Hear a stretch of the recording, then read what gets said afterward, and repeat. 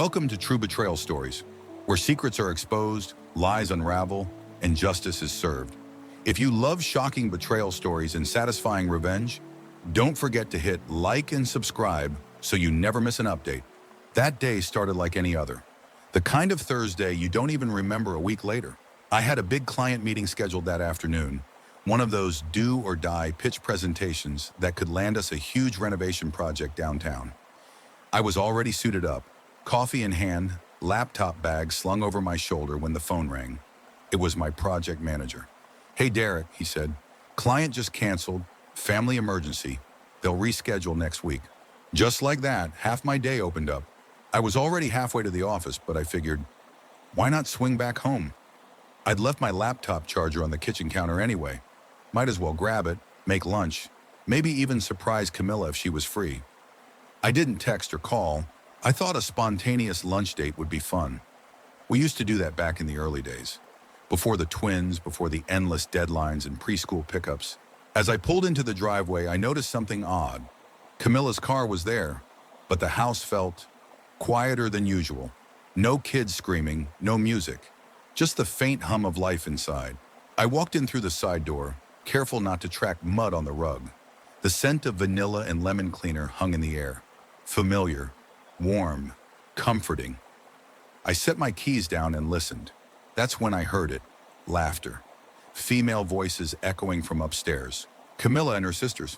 Sienna and Rachel had a habit of dropping by during the day, sometimes with pastries, sometimes with wine.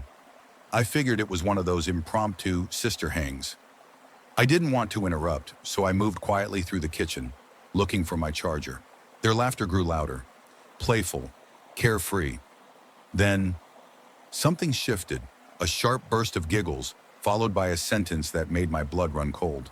"I'm telling you, girls," Rachel said, her voice high and amused. "Derek still doesn't know a thing." I froze mid-step. "He thinks the twins are his," she added, still laughing. I stood completely still. Then Camilla cut in, voice smug, almost casual. "No way, I've told you. They're not even close." The words didn't make sense. My brain rejected them at first, tried to spin it as a joke I didn't understand. But they kept going. "He believes it because he's always working," Camilla continued, "and he's too busy playing perfect dad to notice anything.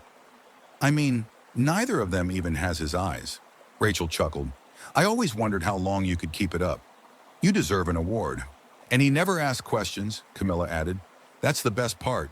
He just assumes, and I just smile and nod." I couldn't move. I didn't mean to eavesdrop. I didn't even know I was doing it. I was just frozen, glued to the spot next to the kitchen island, unable to believe what I was hearing. From where I stood, I could see straight up the stairwell. The voices were coming from the loft area, just above the second-floor landing. The acoustics of our house were such that anything said near that corner could easily travel downward through the open staircase. "They're so clueless, aren't they?" Sienna said, her voice dripping with disdain. "Brad, Derek, all of them. Clueless and boring." Camilla laughed. "Boring is safe, and safe is easy to lie to." They laughed again, and that's when I realized I didn't know who my wife really was. I clutched the edge of the counter, knuckles white, fingers digging into the cold marble like it was the only thing keeping me tethered to the ground. "I mean seriously," Camilla continued, her voice sharp but laughing. "Leo has Jason's ears, Mila has his weird little dimple, and Derek, he still takes them to their checkups like they're his spitting image. It's insane." "Jason? Jason who?" Rachel gasped between laughs. "Cam, that's awful." "What?" Camilla said, not a hint of remorse. "It's the truth. And it's not like I didn't try to make it work with Derek. I did, for years, but he's just there. Like furniture," Sienna added with a snort. "That one hit hard." "He's sweet," Camilla said, as if defending me. "He works hard. He's responsible. And when the twins were babies, he really tried. But you know how it is." "What?" Rachel asked, mock innocent. "You got bored?" "No," Camilla replied, dragging the word out slowly. "I got tired. Tired of pretending. Tired of having to act like he still made me feel something." Silence. Then Sienna's voice, low and almost thoughtful. "You never told him?" There was a pause. I held my breath. Camilla sighed. "No. Why would I? It would destroy him. And honestly, I don't think he could handle it. He still thinks we're this happy little family. He still makes pancakes every Sunday morning like we're in a Hallmark movie. They laughed again, harder this time, like my entire life was a punchline. I mean, he does make good pancakes, Rachel offered, giggling. I just don't understand how he doesn't see it, Camilla said, a hint of annoyance seeping into her tone. Like, how dense can you be? The kids look nothing like him. Jason's genes are all over them. There it was again, that name, Jason. My brain flipped through every Jason I knew, co-workers, neighbors, old classmates of Camilla's, friends of friends, no one obvious. Just a name, tied to the man raising his children as my own. I stepped back, heart pounding. My foot hit the edge of Leo's toy truck, one of those cheap plastic ones that lights up and makes engine noises. I barely caught it before it rolled. The sound it made, vroom, was loud enough to stop my heart. I froze. Upstairs, the laughter paused. Did you hear that? Rachel said. I ducked behind the kitchen island like a soldier under fire. My breath caught in my throat. Camilla replied quickly. Probably just the dishwasher. No, you don't have a cycle running, do you? Sienna asked. Camilla sounded dismissive. Relax, he's not home. He took the car in this morning and had a big client meeting. He won't be back until late. My chest tightened. So that was it. They thought I was out of the house. That's why they felt so free to talk, to joke, to mock. Rachel laughed again, softer this time. Anyway, are you ever going to tell Jason he's the dad? God, no, Camilla said flatly.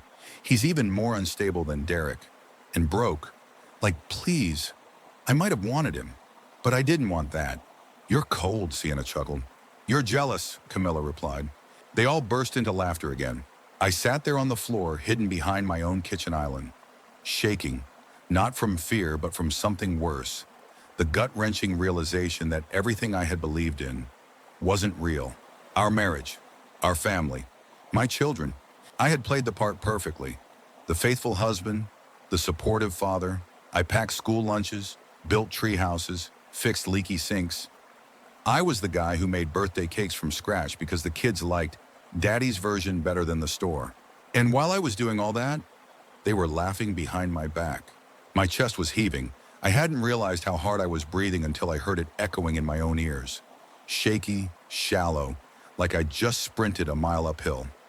My knees gave out, and I sat there on the kitchen floor, back against the cabinet, trying to hold it together. Every second of that conversation repeated in my mind on a brutal loop. Leo has Jason's ears. He still thinks we're this happy little family. He won't be back until late. They didn't just lie to me. They laughed at me. I closed my eyes and the memories started pouring in, like a dam cracking at the seams. Leo's 5th birthday last month.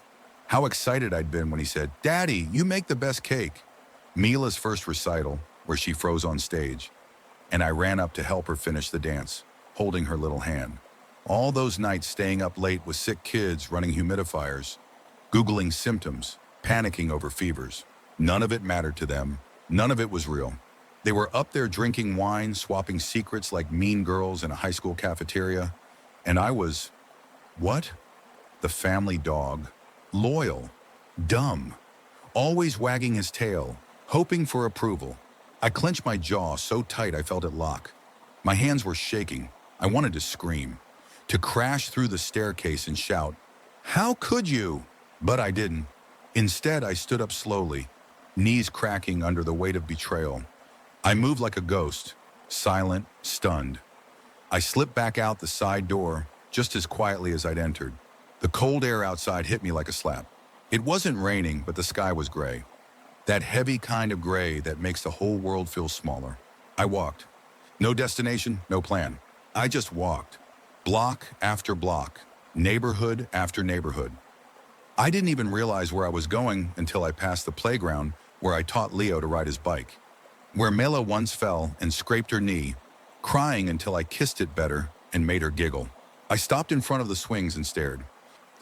They're not mine. The words once just echoes in my wife's laughter now came out of my own mouth, and hearing them aloud nearly broke me. I sat on a bench, buried my face in my hands, and just sat there. Minutes passed, maybe hours. My phone buzzed twice, calls from Camilla. I didn't answer. I couldn't. My hands were numb. My body felt like it was made of stone. But my mind was already shifting. Something in me began to calcify. The tears stopped. The shaking faded. And in its place was clarity. Camilla thought I couldn't handle the truth. She thought I'd crumble, that I'd go on playing house, smiling through the lies, folding her laundry like a good little puppet. But she forgot something. I'm an architect. I don't just build houses, I build foundations. I understand structure, load-bearing points, stress fractures, weaknesses, and once you find those, you know exactly where to strike to bring the whole thing crashing down. That night, I didn't go home.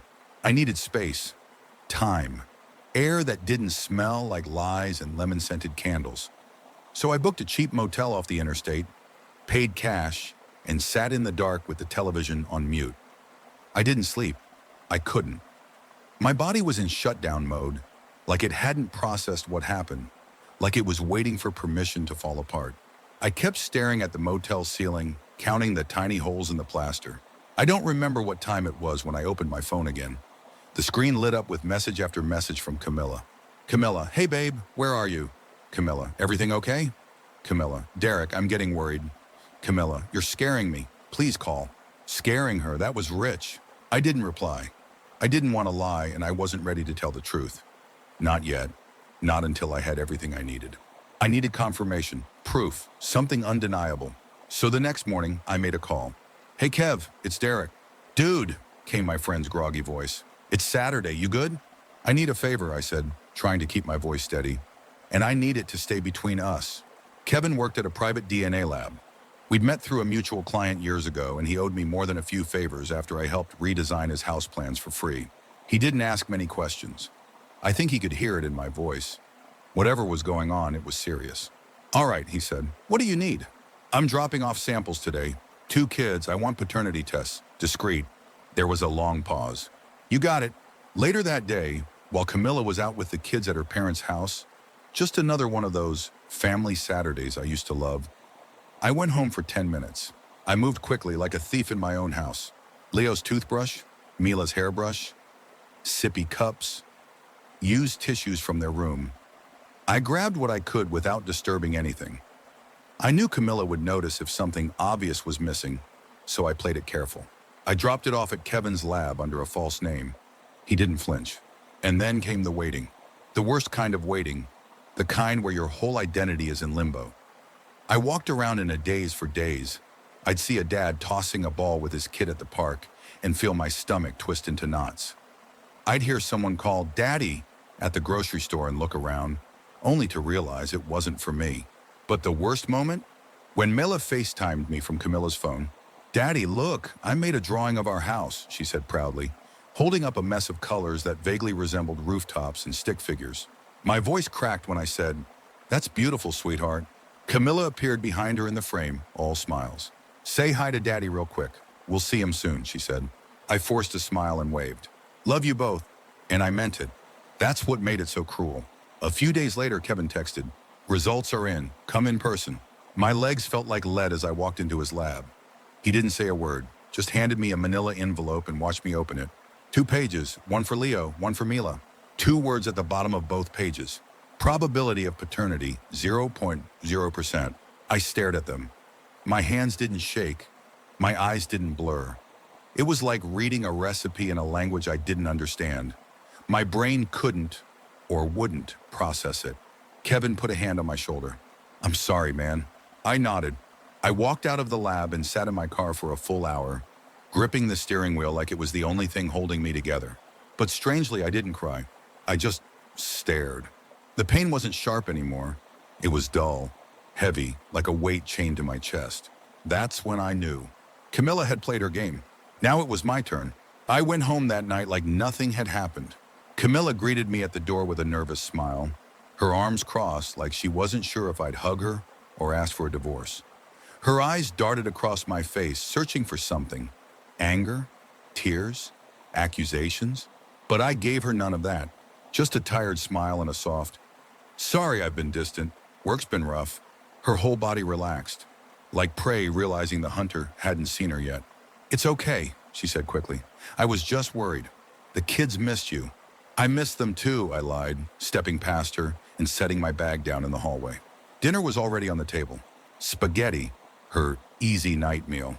The kids came running out in their pajamas, arms wide, shouting, "Daddy!"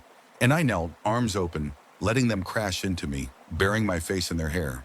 They weren't mine, but God, I still loved them. For now. Over the next week, I played the role better than ever. I kissed Camilla in the kitchen while she stirred pasta. I helped Mila with her math homework and listened to Leo ramble about his new favorite dinosaur. I laughed at family movie night. I folded laundry. I even bought Camilla flowers on a random Tuesday. She looked surprised, almost suspicious. "You okay?" she asked, holding the bouquet like it was evidence.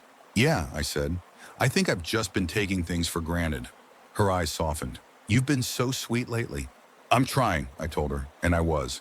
Just not for the reasons she thought. Meanwhile, I started building the case. I copied every file from our shared laptop onto a hidden USB. Emails, messages, calendar events. I checked her cloud backups, her photo archives. There were no explicit confessions. Camilla was too smart for that. But the dates lined up. The weekends she visited her mom while I watched the kids. Jason had posted travel photos from our city on his private account. The same weekend. Every time. I installed a discreet camera in the living room, hidden in the air vent. I didn't expect anything blatant, but I needed footage of her slipping, anything that painted the bigger picture. Then I set my sights on the big one, the phone. Camilla guarded her phone like a hawk, always face down, notifications off, fingerprint locked. But I knew her habits. Every morning when she showered, she left it charging on the nightstand. So one morning, after she stepped into the bathroom and the water started running, I slipped into the bedroom like a ghost. I grabbed the phone, pressed her index finger against the scanner while she was distracted singing along to her playlist, and I was in. I didn't have much time. I airdropped everything to my MacBook, her recent messages, her photo roll, voice memos, even her deleted folder. Then I locked the phone, placed it back exactly how I found it, and returned to the kitchen before the toast popped.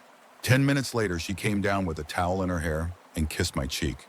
"Thanks for making breakfast," she said, smiling. "You're spoiling me lately." I smiled back. "You deserve it." She didn't know I just found a message from Jason, saved in her hidden folder, dated last month. "Jason, can't stop thinking about that night. Wish you'd leave him already." Camilla. "Soon. I just have to time it right. He's been too sweet lately. It's throwing me off, LOL." I read that message over and over until the screen blurred. That was it. No more doubt. No more waiting.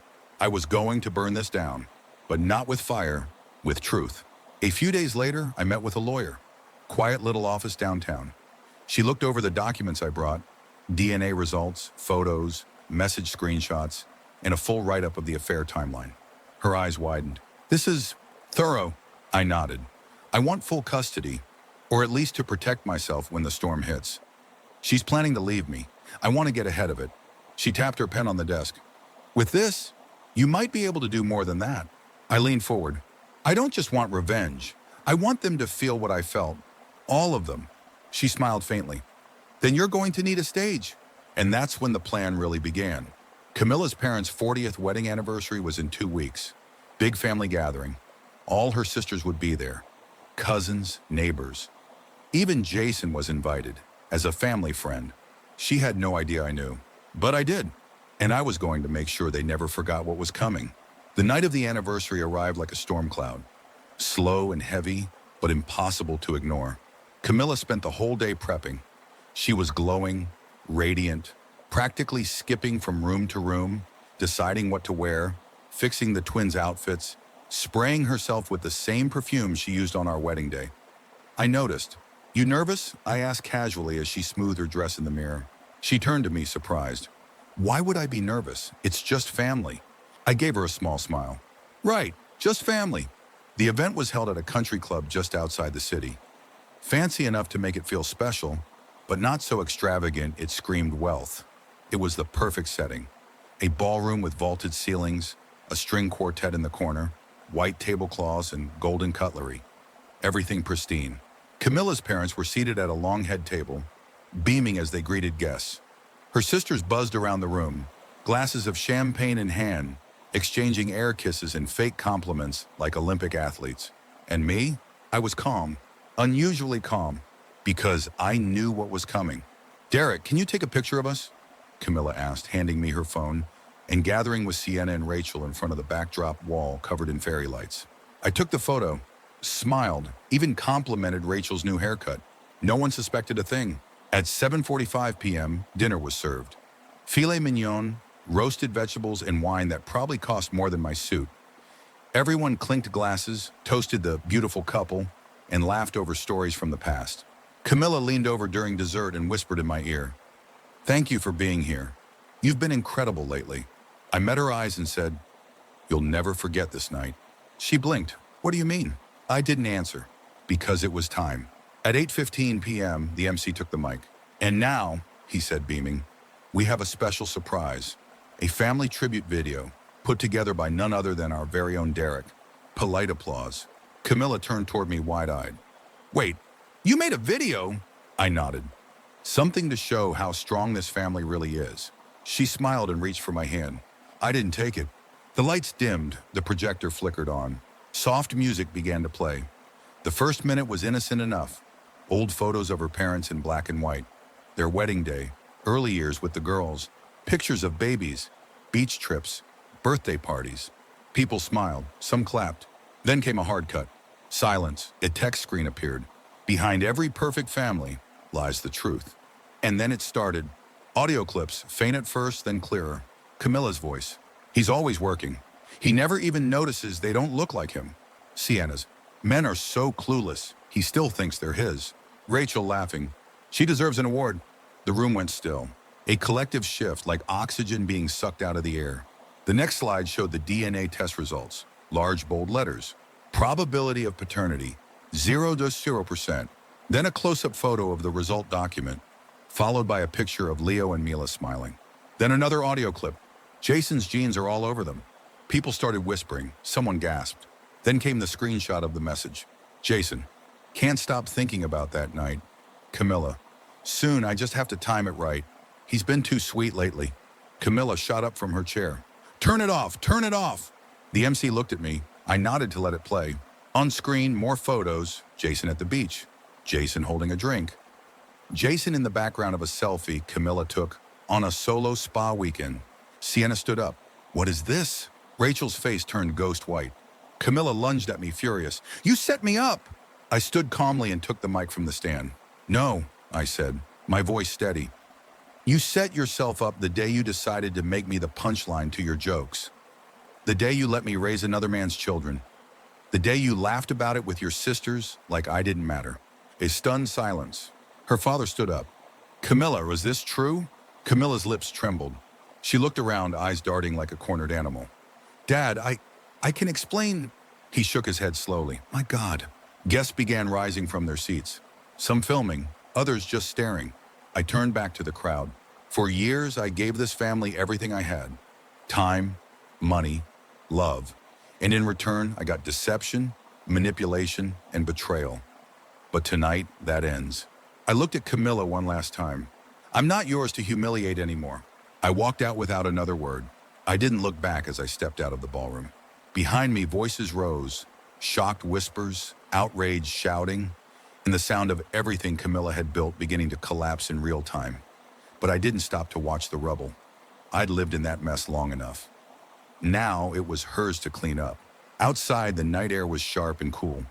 For the first time in weeks, I felt like I could breathe. I sat in my car for a few minutes, engine off, listening to my heart pound in the silence. I hadn't expected applause. I didn't want revenge soaked in violence or chaos. I just wanted the truth out there. For them, for her, for everyone who ever looked at our life and thought, "What a perfect family." A few minutes later, my phone blew up. "Rachel, how could you do that in front of everyone?" Sienna, "You ruined Mom and Dad's night. You selfish piece of..." Camilla, "You're dead to me." And then, Camilla's dad, "You did the right thing. I had no idea. I'm sorry." I stared at that last message for a long while. The next few days were chaos. Social media lit up. Someone had recorded the entire thing and posted it on TikTok.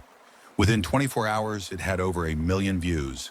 The comment section was brutal. "Justice served. She thought she could get away with it, LMAO. Poor guy. I hope he gets full custody." Camilla deleted her accounts. Sienna tried to defend her online and got flamed in the comments. Rachel pretended she wasn't even there that night. But the internet didn't forget.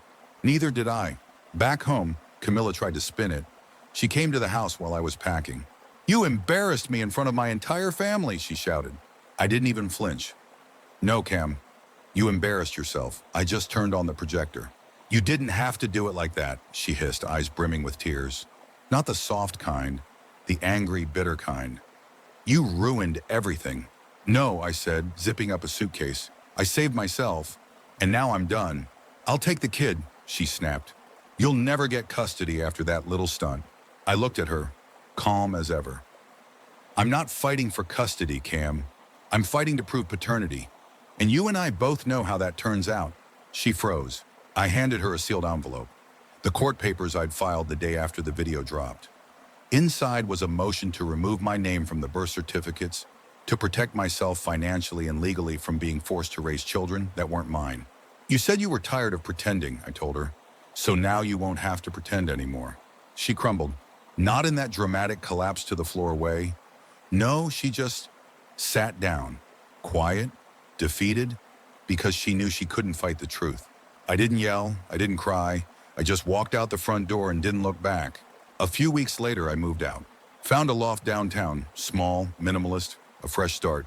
The court approved my request. My name was removed. Legally, Leo and Mila were no longer my children, but they still called me sometimes, and I answered. Not because I had to, but because a part of me still cared. I'd always be daddy to them, even if the law said otherwise. And I wasn't going to let her destroy the only pure thing that came out of our marriage. Months passed. Camilla tried to rebuild. She moved in with Jason for a while. But surprise, surprise, he didn't stick around. Turns out being a real dad wasn't on his to-do list. He ghosted her 2 months in, left her with bills, backlash, and a mountain of public shame. Her sisters fared no better. Sienna's husband filed for divorce and won full custody. Rachel was outed for cheating too, and moved back in with their parents, who were now estranged from all 3 daughters after what had happened. It was poetic. They laughed at me once. Now the world was laughing at them. And me? I took a long trip overseas. Just me, a backpack, and a camera. Lisbon, Prague, Florence.